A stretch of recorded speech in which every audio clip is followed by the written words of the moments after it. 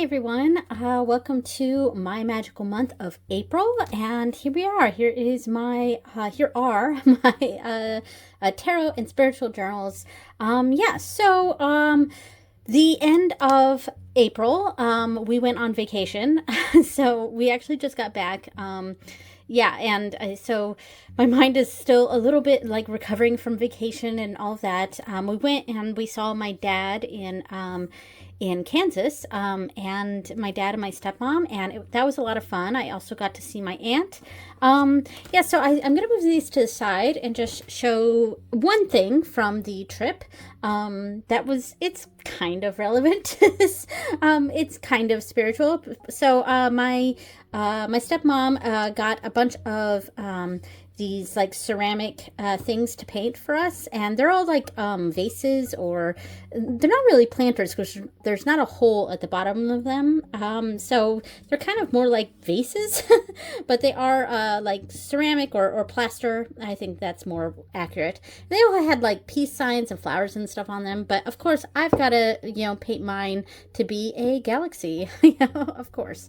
And we had very limited paints to work with, so there was lots of layers that I was doing here.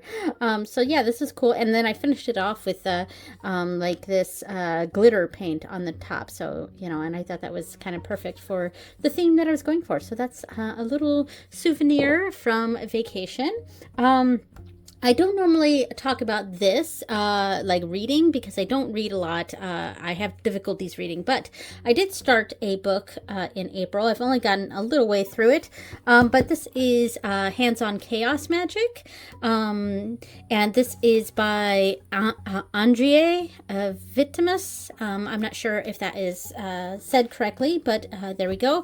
And as you can see, I'm very much in the beginning of this book. I am a slow reader, so it does take me a while to read things, but this is like chapter 5. Chapter 5. The chapters are a little short though, so I've kind of been interested in understanding chaos magic a bit more lately, watching a lot of videos and stuff on it. It's not something I was unaware of before, and in fact a lot of my spell techniques and things that I've done over the years has been in line with chaos magic. So I kind of wanted to more fully understand chaos magic in general. I got this book because it seemed like it was pretty good. So far it's okay, but again, I'm right near the beginning. Right now the beginning few chapters seem to mostly be about just general like meditation. I think that's what I was trying to say.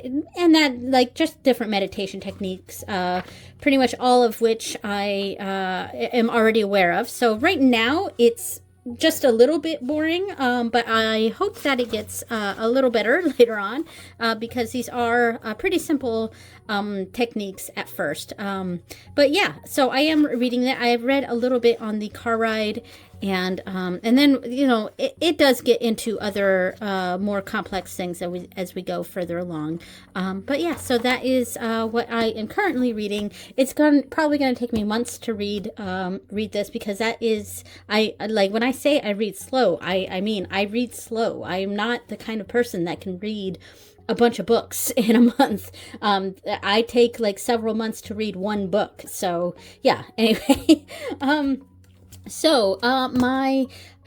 My nighttime tarot journal. So we have one full week that I did not do this month. So it's not even decorated, but and that's because we were on vacation. So the first week I did the Phenomena Oracle with the Prisma Visions. So let me pull that out and we can go through that. Oh, before I pull it out, I just want to show that I put the Phenomena in this little bag that I got from one of my Witch's Moon boxes, or Witch's Roots. I don't know which one it was, but this bag came in one of the latest boxes, and I've been trying to figure out what to put this Phenomena Oracle deck in, because it's really small. It's a very small deck, so I didn't really want to make a bag for it, but this came in, and it was kind of perfect, because it's nice, it's sheer, it's pretty much exactly what I was was looking for was, I mean, it could be a little smaller, but I kind of just wanted to find a really no fuss, no mess, no worry bag to plop this in. Nothing I have to make or anything because it's just such a small deck. And the glittery stars seem kind of perfect for this. Yeah, I like it. All right, so let me pull these cards out. Okay, so I zoomed in. Hopefully it's close enough here. Yeah, so I like this pairing. I do like the Prism of Visions with the Phenomena. I think they go really well together. I will say though, one of the things that I'm finding as I continue to use the Phenomena is that it does kind of skew negative, because these are big energies. The Phenomena, it's called Phenomena. And I mean, rain isn't as big. And let me get a chunk off since this is such a small deck. Here we go. Rain isn't as phenomenal, but like in general, like the cards are big energies that we're getting from the Phenomena Oracle. I mean, Volcano, like that's crazy. And then surrounded by two very icy looking cards, but that's because the swords and a little bit of the cup suit in this deck feel very wintry to me. But yeah, so it's, and one way I could read this too is a thawing of these energies. And, one way to go into that. But oh, sorry about the dog. But one thing that I'm finding with this deck is that it's just a little bit negative. Like, I mean, this is probably the most positive card in the deck, the Dew card, and also Sundog is really nice too. But because of that, it's kind of I've had a little bit of difficulties reading with it. Yeah, ooze, 5 of Wands and 7 of Wands with erosion in the middle. Okay, now I could see this as a positive, even though erosion could be seen as a negative. But we've got two kind of, I don't want to call tarot cards positive or negative, but, challenging, I guess. Slightly more challenging cards here. We got the 5 of Wands, which is that sort of competition energy, and with the 7 of Wands, which is a bit more of a defense. And maybe there's an erosion of that going on, which, could be positive. But I think what I'm trying to say is that the cards from here just feel more negative. And so it's something I kind of wanted to go through this deck and sort of do my own little deep dive. It is a short deck, so I could actually do a video on this where I just list positive keywords and negative keywords associated with the card that I get. I don't know if that makes sense, but I think that's an exercise I'd like to do to sort of make this deck less negative. Yeah, so love the deck though, the messages I get from it do make sense. It's just they kind of skew negative, you know what I mean? All right, so that was that week. So the next week, this was the Eldritch Overload and the True Sight Oracle. All right, let me pull those out. We've got the True Sight Oracle, which is brand new, which is why I don't have a bag for it yet. And, of course, my Eldritch Overload. This is such a fun deck, and I've been wanting to use this deck more and more. It's a fun deck, but it's also a very busy deck, so sometimes it's a little bit too much of that energy. I don't know if that makes sense.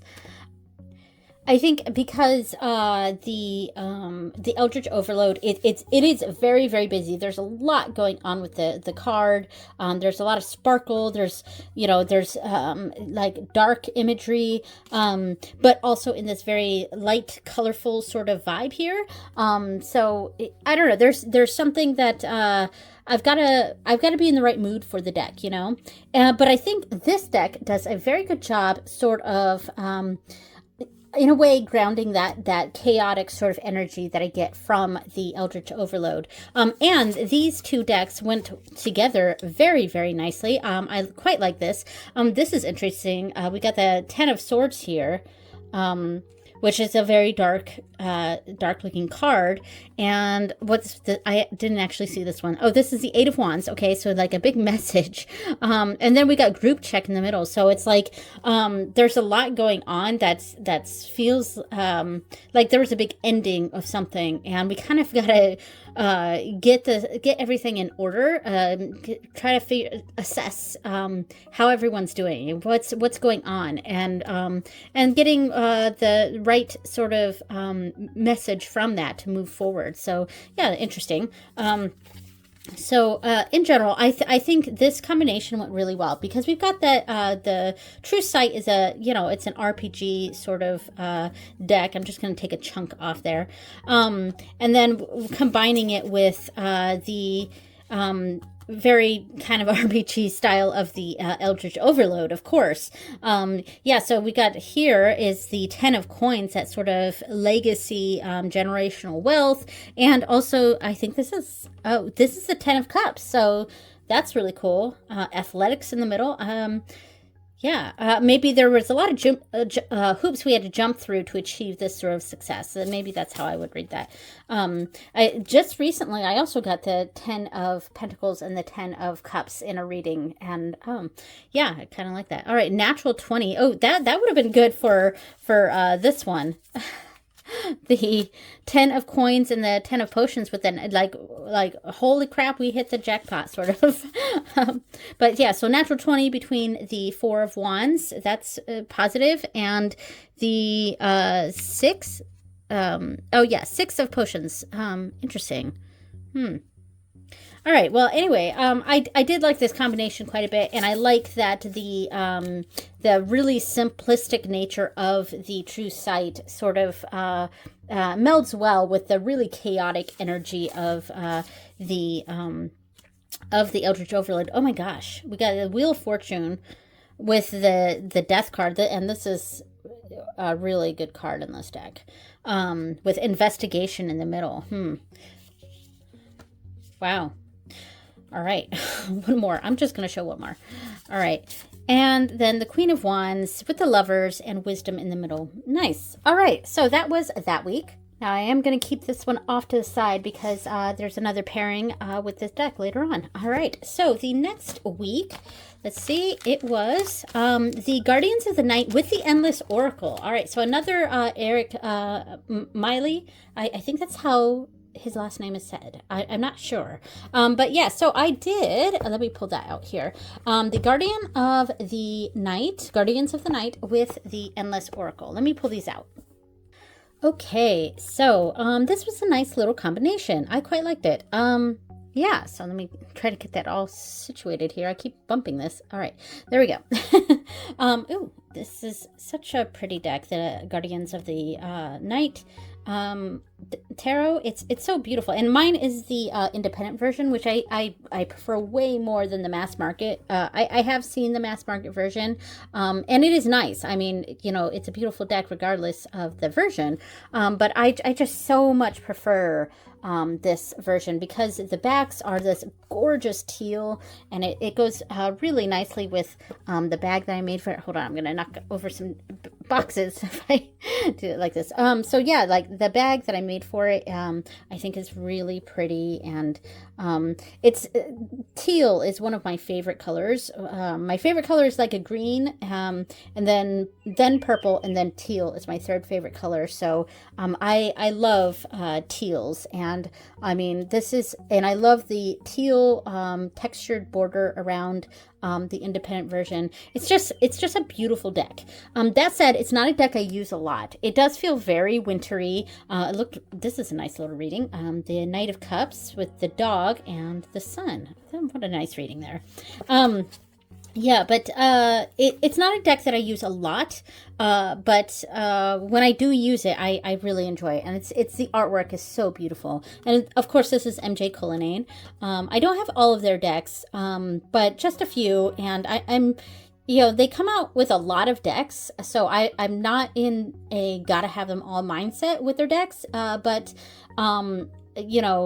some of them are just, they really call to me. So, and this was definitely one of them. Yeah, this is and this pairing was really nice. It made sense. Now, a lot of times, this Endless Oracle is kind of meant to be read with multiple cards because it has that. I can't remember the exact correct word. It's not panoramic, but it's a different word that's similar to that. If I remember during editing, I'll put that up on the screen, but I'll probably forget. But yeah, anyway. So it's sort of meant to be read with multiple cards, but you can also just use it with one card. And I'm going to pull off a stack here. Here we go. You can use it with just one card, and that was the method that I used it for this week, was just 2 tarot cards on either side and one in the center, one of the Endless Oracle in the center. And I think it worked really nicely. It does look really nice together. Yeah, I like it. Do one more. Lighthouse. And, this deck is also very, almost archetypey. I mean, it's a little bit more location, but there's just a mood with this, It's very soft. Both of these decks are very soft. And I think they feed off of that energy with each other. It's very moody, it's dark, but not like scary dark. It's just almost like a sort of Twilight sort of energy. It's just, yeah, it's a very dusk sort of energy, and I like it. And it does feel very spiritual. The Guardians of the Night feels very spiritual to me, and then adding in that Endless Oracle definitely added to that feel. Now, I did not back the Endless Tarot. I went back and forth. I think it was more a timing thing. If that came out in one more month, maybe I would have backed it. But there was just budget reasons, things like that. I could not back that this month, which kind of sucks because there's the extra cards that I don't have for this deck that are kind of only available whenever Eric does the Kickstarters, but I do think there was I do think he sells a small pack of them on his website, but currently they're out of stock. But yeah, so I would love to have gotten the little expansion. It's like 6 extra cards that I would have liked to have gotten for this. But yeah, anyway, so there we go. Okay, so the next week, and it was actually the last week of this, because the next week after that, this is actually blank, and it's going to stay blank because I decorated for this week that's just starting. I haven't, it's Monday that I'm filming this on, so that'll be tonight here. But yeah, this is like the one page that I have that does not have any sort of decorations on it, and it seemed pointless to decorate it. I was going to because I did bring decks with me on vacation, which I'll showcase in a moment, but I didn't do any nighttime reading, and I was going to decorate this page when I got back, but because I didn't do any nighttime reading at all this entire week, it just seemed pointless to decorate this for nothing, so this is the actual last week that I did, and it was the Forest of Enchantment and the Illustrated Bestiary. And here are the decks right here. This is the Force of Enchantment. Gonna pull this out. All right. Lovely deck. And let's pull out the Bestiary. All right, so here we go. This was a lovely combination. So I picked the Forest of Enchantment for this week because it was the beginning of Taurus season. And and if you watched my astrology study for Taurus last month, this was the deck that I chose to represent Taurus. So it just made sense to start with this deck. So and I love the coloring of these two decks. Really meld well together. The illustrated series is such a beautiful, beautiful series.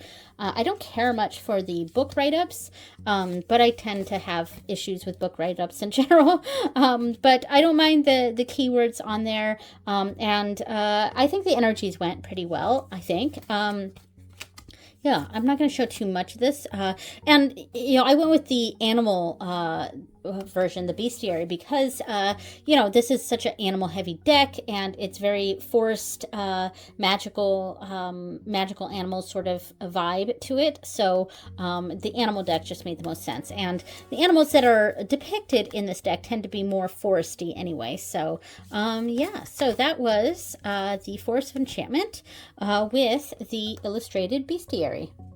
And I did do almost every day. It's just our vacation started on this day. So that's when we stopped. And we actually got back on the 3rd. But the 4th, we just vegged all day. This was an extension of the vacation. So yeah. Yes. But you know, I tried to make sure I did every single day before we went on vacation, because I had a feeling that we probably wouldn't be I probably wouldn't be doing very many tarot readings on vacation. So yeah, there we go. Okay, so we are on to my main spiritual journal. Let's check out the month of April. Abron, that's how to say it in Irish. So yeah, so there was the month page, and let me go to the first moon reading. So this was the first quarter in Cancer, first quarter moon, and I did that with the Hindu god Dhanvantri. Yeah, so let me, I use the Eldritch Overload again, and I'll just quickly pull that out. Now, I combined this with the Star Codes Astro Oracle. However, I didn't randomly pull out cards from the Star Codes. I actually just pulled out all of the house cards. And okay, so I just had to pull out all the house cards real quick. Yeah, so what I had done, I did the first 6 houses, and I think what I had planned to do, we can't fully see this, it's not fully in frame, but we'll try to do something like that. There we go.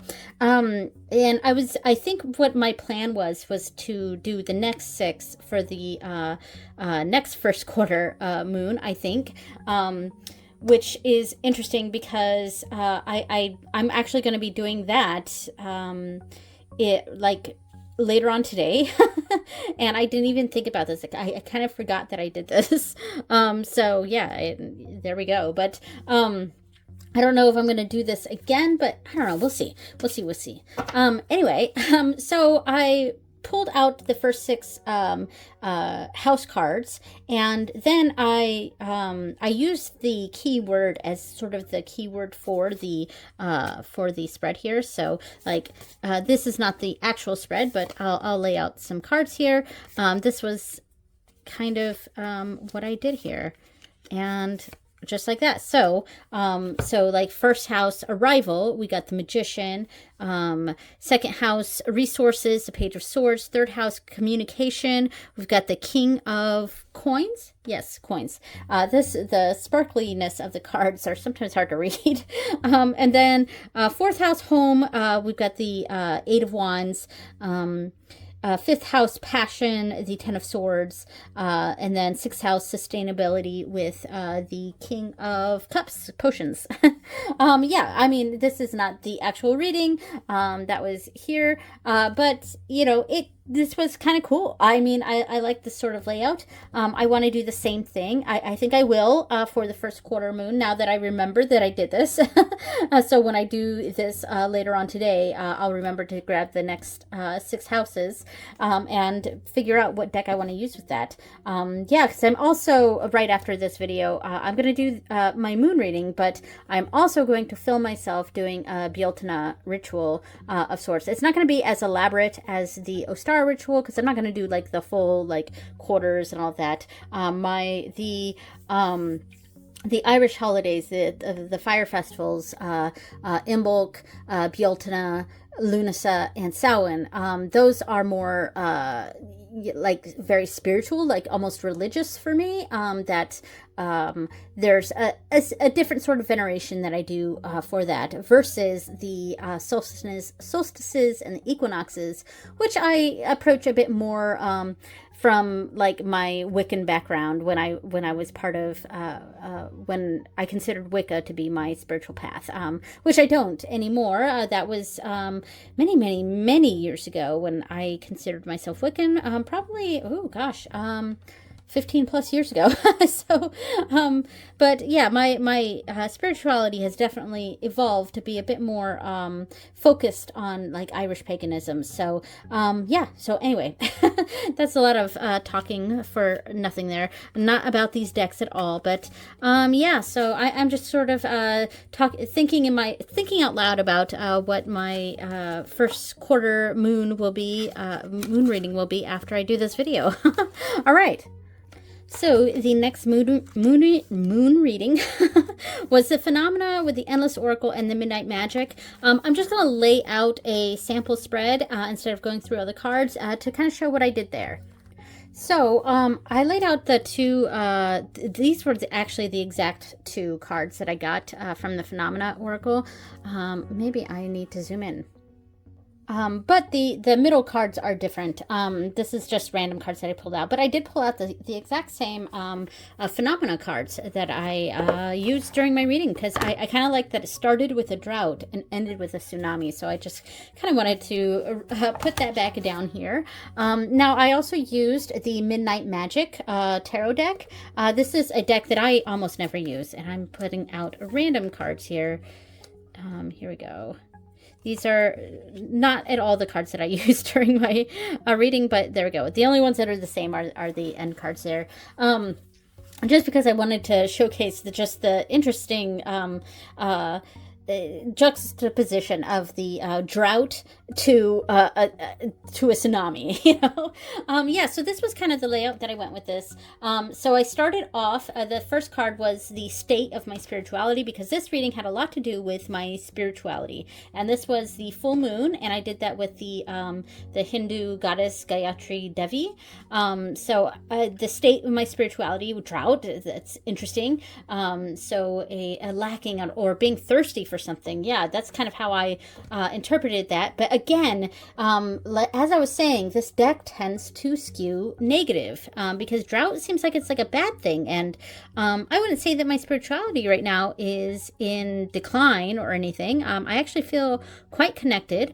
But there's, you know, I did sort of read into it as a sort of thirsty for a continuation, which, you know, that is bending the you know, the interpretation's a bit there, but I think it makes sense.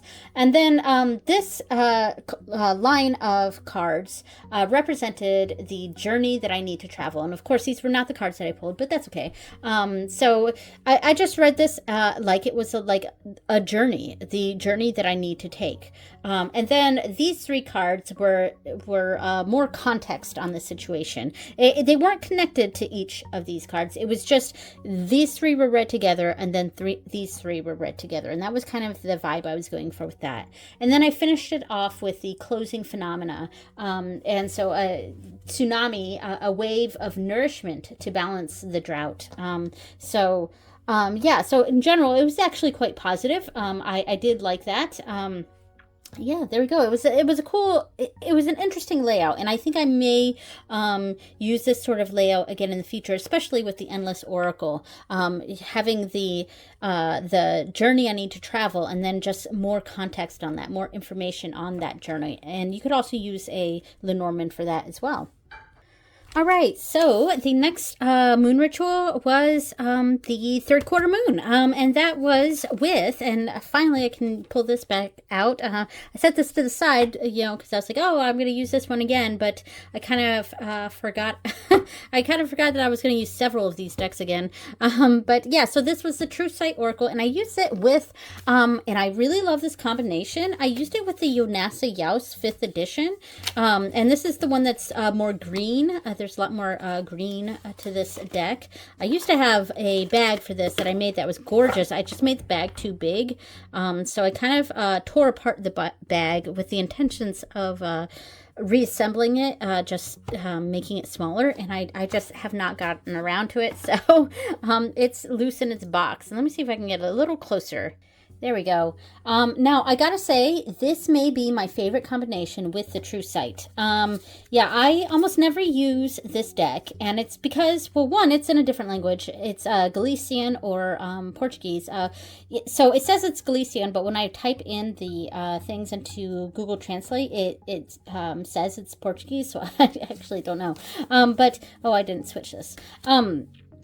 But, and also it's a Marseille deck. Oh, look at this, like yellow energy on both sides of this card. But, it's a Marseille deck, and, I'm not well versed in Marseille. It's a study it's on the list. It's on the list of things for me to do. I just, life is busy, and I, have not gotten to my Marseille study yet. But because it's somewhat of a different system, it doesn't align with, RWS, which is where my knowledge base is on tarot, is RWS. So the images that I see don't quite fit my understanding of the cards. So that's what's kind of been stopping me from using the Yunasi. But it is a stunningly beautiful deck. I love the way it looks, and I thought the reading went really well with this deck.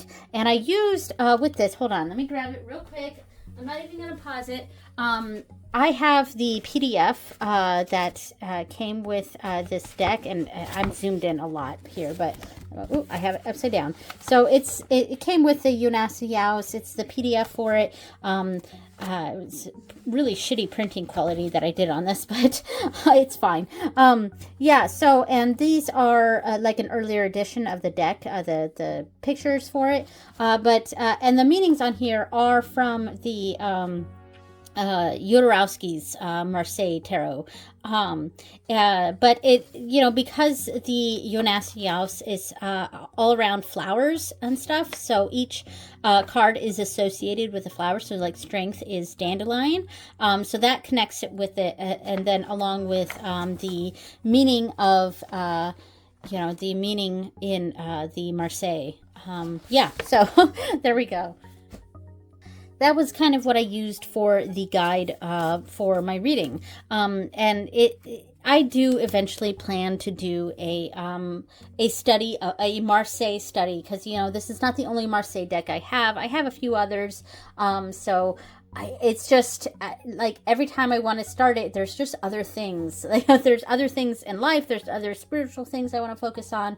But maybe, fingers crossed, maybe next year I'll do a Marseille study, and that'll be my monthly videos. Because right now my monthly videos are my astrology study. But yeah, my only problem with the studies that I do is that they are very surface level, and I feel like I'm not getting in the weeds with it. I'm not diving deep really with it. So that's my only concern. But yeah, I do want to do a Marseille study, and this combination, the Yunasi 5th edition, though I bet other editions would look lovely too, with the True Sight Oracle. Loved it. So the final moon reading was actually done on vacation, and I used just one deck. It was the Morgan Greer. I'm not even going to pull this out. We know what the Morgan Greer looks like, and we can see the picture here too. Okay. Yeah, so I used the Morgan Greer. This is my travel deck. And it also it's a deck that sort of makes me think of my dad too, because the men in this deck are, this deck was made in the 70s, and the men in the deck, most of them have like the beards and the heavy beards and the mustaches, and they remind me of men who were like adults in the 70s and 80s. So that includes my dad, who was an adult in the 80s, and my uncles. It makes me think of men of that generation, which was great, because that's who I went to see, was my dad. But yeah, so I of course love this deck, and the spread that I used, I'm not sure if it was some random spread that I found Googling. It pulled out the Hierophant card, because it was a moon in Taurus reading. It was a new moon in Taurus. So I pulled out the Hierophant card, and this is not focused, sorry. I pulled out the Hierophant card, and then it had 4 positions. The first one was what emotions do I need to let go of? Then it was grudges I need to release. Where can I be more possessive in my life? Where can I be more, possessive of my life? And then finally, how can I become more accepting? So those were the spread positions. And I'm not going to pull out this deck, but yeah, loved it. There we go. And then one more thing, since I was talking about on vacation, one more thing I wanted to show. I might pop this up on the screen, I might not, but I also brought my Mildred Payne's Secret Pocket Oracle, and because this is definitely by far my favorite Oracle deck. Yeah, I like to read this like it's a Lenormand, and one of the things that I did, right before my vacation, I pulled out a Grand Tableau, and because this deck has 88 cards, I can't do a full 88 card thing, though these cards are quite small. I could probably fit that on my table here, but what I had done was I used the Lenormand houses, and I pulled out one of my decks, and I just laid out the houses as they're supposed to be in an 8x4 plus 4 at the bottom. And I may put this up on the screen. And then shuffled my my Mildred Payne and laid out over top of those cards 36 cards from this deck. And I did a reading like that, and I quite liked it. And I've really enjoyed experimenting with this deck and experimenting with cartomantic style readings. Not just Lenormand, but also like playing card. In fact, let me pull this out real quick. Here it is, one of my playing card decks. Let me pull this out real quick. So I've been just really experimenting with using Lenormand or playing cards as sort of the backdrop for the message. And one of the layouts I've been enjoying with playing cards, so this is something I'm extremely new to, so I'm still very much experimenting with this, is this 2x3, and I lay it out like one like that, and then like this, and then I go through grab some of these cards here and just lay out a reading like this over top. So yeah, and I've been kind of enjoying just kind of layering this deck on other decks, especially cartomantic style decks like Lenormand and like playing card divination, and sort of reading it like that, and using this almost like it's houses, like in Lenormand. But yeah, I've really been enjoying playing with this deck, and and finding different ways to use it in a cartomantic style or a tableau style reading. That's more what I'm talking about, because I like that grid setup, and it's something that I've really been attracted to lately. So much so that I have a sort of idea in mind for a deck maybe that I want to create, but I don't know.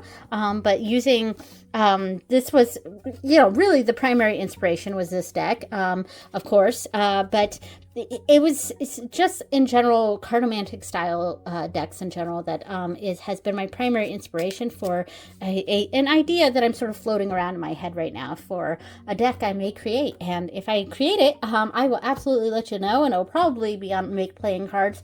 I have no idea how to venture into the world of Kickstarter and to get decks printed from professional companies.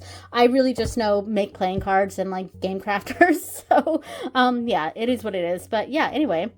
So the final thing I want to show is my menstrual journal. And okay, I grabbed a different pencil board, and I'm using it to hide the actual reading part of the spread that I did for my menstrual practice. So yeah, if you are unaware, I'm trying to do this thing this year, and I know this is kind of TMI, whatever, but I am trying to connect more with my body and following the cycles of my body, and I'm doing a practice where I'm sort of doing a spread or I'm doing tarot or any other sort of divinatory type of thing during my period, and most of it tends to be tarot and sort of personal development sort of related, but less on the cartomancy style of things, but more on the therapeutic style of things.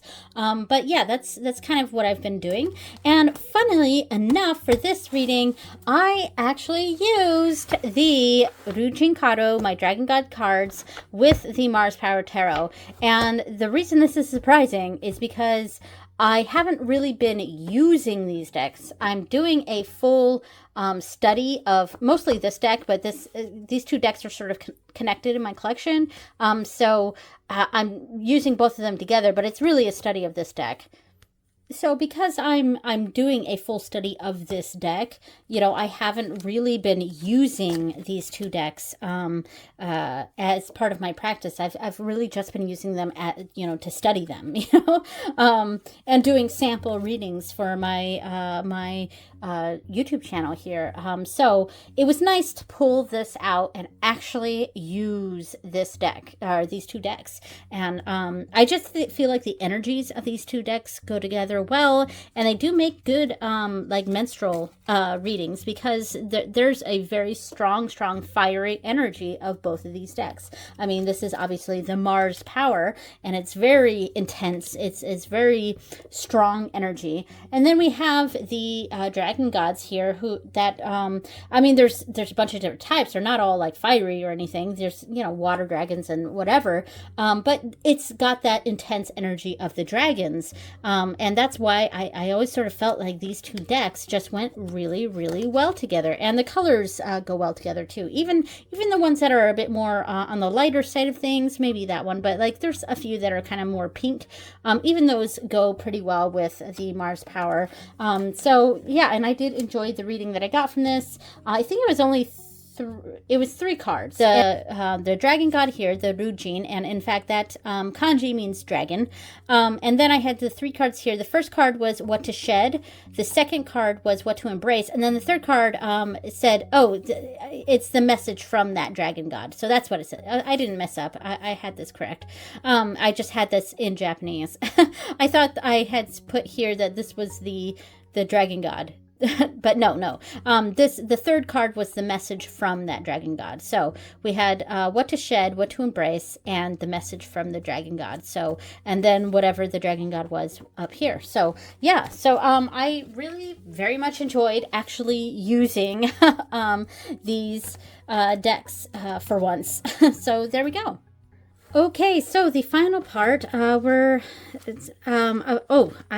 did forget to mention, I did my Taurus study here, and my cards from last month there we go. And let's go to the last section here. So here were all the decks that I used. Oh, let me zoom in. There we go. So all the decks I used in April there, and the tarot tournament we'll do in a second. I did receive one deck in April, and that was the Sacred Cycles Oracle, which I will have a walkthrough of sometime this month. And so let's do the tarot tournament. So what was my favorite tarot deck this month? Oh my gosh. You know what? Straight up, I gotta give it to the Morgan Greer. I know I didn't pull it out for this, but I gotta give it to the Morgan Greer. All right, so this is for April, and I'm going to put in Morgan Greer. It may seem boring, because it's, it's a very utilitarian deck for me. And, it's one of my favorites. I really enjoyed using this deck, and I didn't use it a lot, but I used it over vacation, and maybe it's the warm, fuzzy feelings of vacation that I'm feeling from it. But yeah, in general, I feel like this, for the month of April, there wasn't really another deck that stood out for me that month. So there we go. All right. Oh, sorry, I'm a little out of breath because I had to go run to find these pens. All right, so now the Oracle tournament. I think I'm going to have to I think I'm going to have to give it to the Mildred Payne again for a very similar reason, but also it's right now it's my favorite deck, favorite Oracle deck, and that doesn't necessarily mean it wins every month that I use it, because you know, I actually used it all of these previous months, and it still wasn't my favorite that month. But yeah, so Mildred Payne. I'm just really enjoying this deck. Mildred Payne. Just put it like that. I rarely add the secret pocket Oracle part to when I talk about that deck. I just really just call it the Morgan, the Mildred Payne. There we go. And as I said, the Oracle deck I brought in was the Sacred Cycles, which I will have a video up later on this month. I really have, this has been the year of the Oracle, because I've only gotten one tarot deck so far this month, or this year, and I've gotten looks like 8 Oracle decks. And yeah, so definitely the year of the Oracle for me. All right, so thank you so much for watching, everyone, and I will see you next time. Bye.